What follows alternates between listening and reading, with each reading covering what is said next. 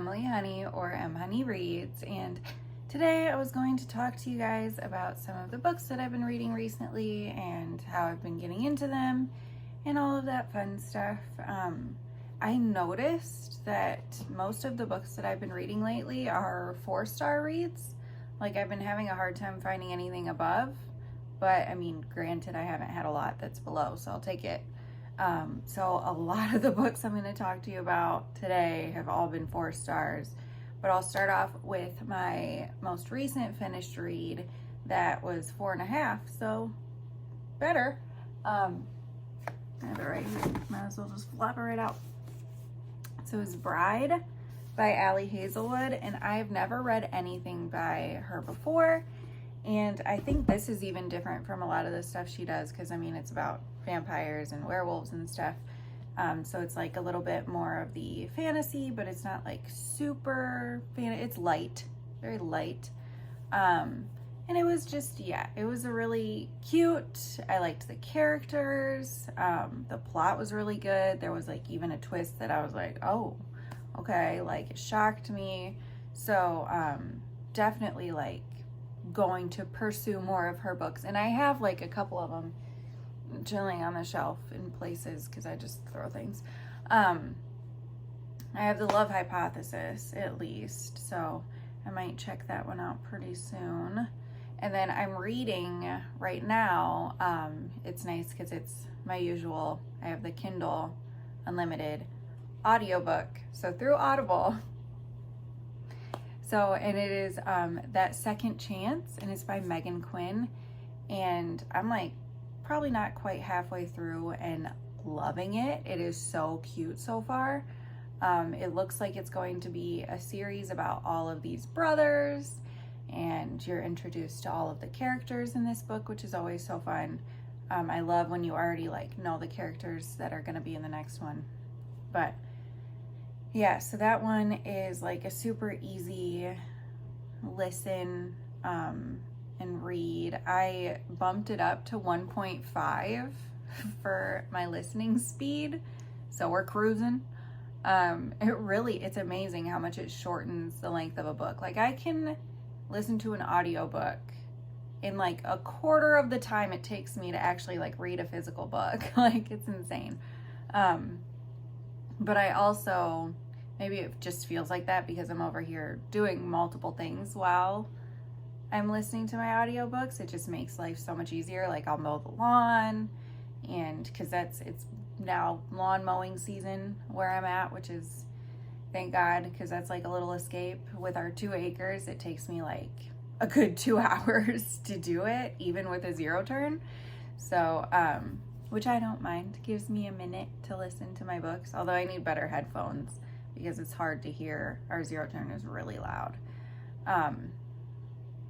Anywho, so that's been like a nice audiobook because I've been on a big thriller kick lately, and I think that now that it's starting to get brighter out, although it doesn't look super bright right now, it's not super duper sunny, but it's gonna be like a high in the 60s, so that's pretty neat. So now that it's like 60 and 70 degrees Fahrenheit, I should point out for everybody who's not in the United States, and yeah, so I'm like feeling the romance kick, I guess. I don't know. So maybe I'll move on to romance for a minute. I'm probably, not gonna lie, gonna plow through. I think there's like 4 books in that. It's like the Lucky series or whatever by Megan Quinn.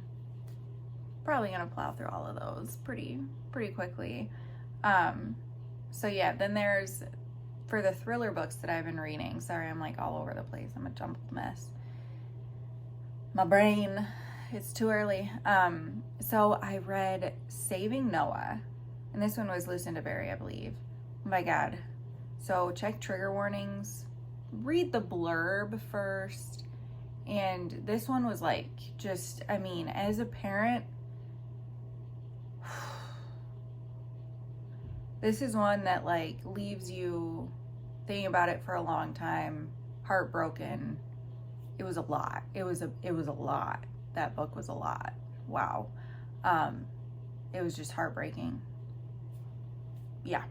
And then I finished No Exit. I cannot remember who wrote that. Sorry, my bad.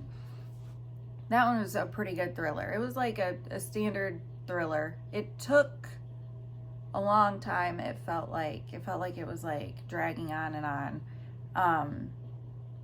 But there were quite a few twists, a lot of shocking things that I wasn't expecting, things that I, did not guess at all. So that's good. It was pretty good. And I rated that 4 stars, same with Saving Noah. Then I had Phantom Limb, which was also Lucinda Berry, I think. I'm pretty sure. And that one was messed up. But it was honestly one of the only books that I've read that has like a mental institution or like a psych ward in it, where they don't demonize the psych ward and make it seem like it's this horrible, scary place. It was actually like almost like a safe haven for her, which was great. That shouldn't spoil anything. And then, so I'm reading these mini books too. They're like horror and they're through Audible. They're like Audible originals, but you get them with Kindle Unlimited too. And so I've been listening to them off and on when I'm in the mood for just like a quick little horror thing. They're all an hour or so. And especially if you listen to it like I do with like 1.5, you'll be done with them in like 30-40 minutes. And I read one of them last year. It was like my shortest book on Goodreads. It was only like 28 pages. And it was Ankle Snatcher by Grady Hendrix. And you all know, if you know me, you know I love Grady Hendrix. You know I'm a big fan. I love how strange and weird and just off kilter his books are. Every time I talk about him, I get this like big smile. So there's something probably very wrong with me. But I've always been into that horror, strange, odd, I myself am strange and unusual kind of thing. So these books have been kind of interesting. The next one, like I read Ankle Snatcher like last year, like I said, and then this year I read The Pram, and that was like weird, which is what I was aiming for. And then there's like What Lies in the Woods, I think is the one after that. And it's not like you have to read them in a particular order. They don't like overlap. I don't think so. I haven't noticed anything so far. They don't overlap or anything, so you can read them whatever. There's like 5 of them or something in there. And those are fun and quick little easy flow through, get them done reads. Like especially if you want to bump up your like reading goal score, which I know some people are like, that's cheating, but it's literally for you. Like you're doing this for you. You're not, I don't know.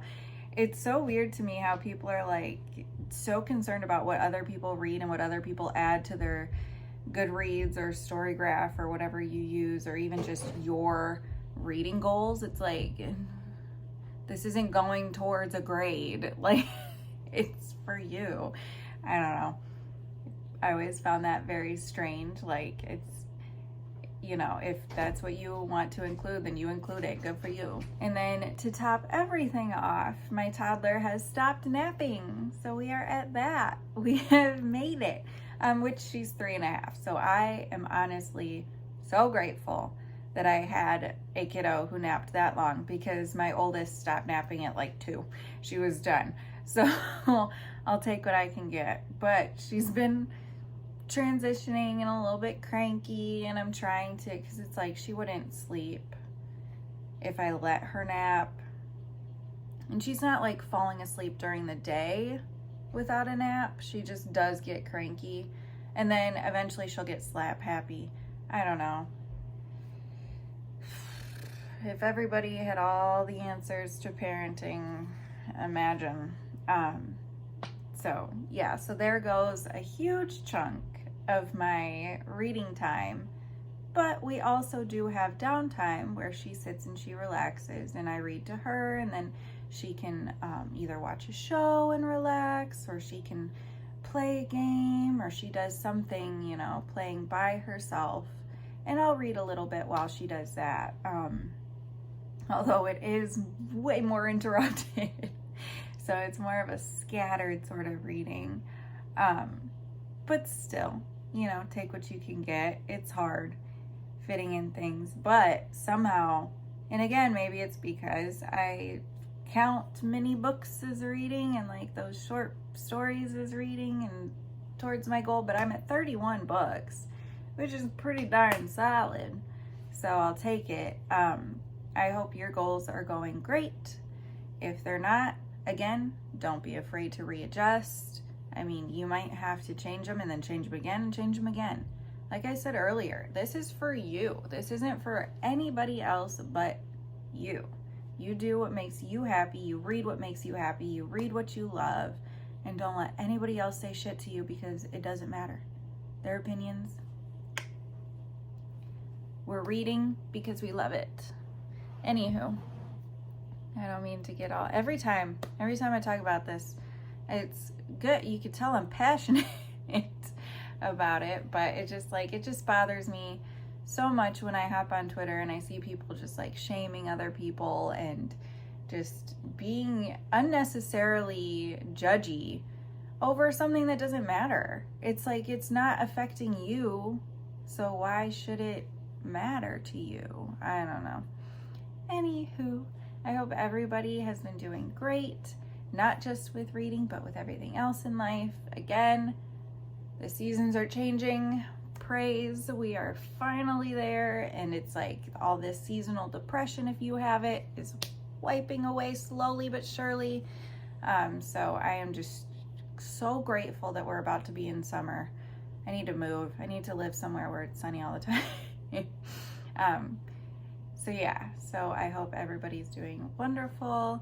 Thank you guys so much for watching these videos and for either subscribing or even just watching for fun. I don't care. Do you? I'm just grateful for anything that you guys are willing to share and comments that you leave. I am the worst at commenting back because I always feel like I'm bugging people. I don't know why I'm like that. Don't ask me. It's probably my social anxiety. I'm grateful enough that I'm able to do these videos and not be too awkward and too weird. Although, that's just my opinion. Who knows? Anywho, so yeah, thank you guys again. I appreciate every single one of you, and I will see you guys soon. Bye.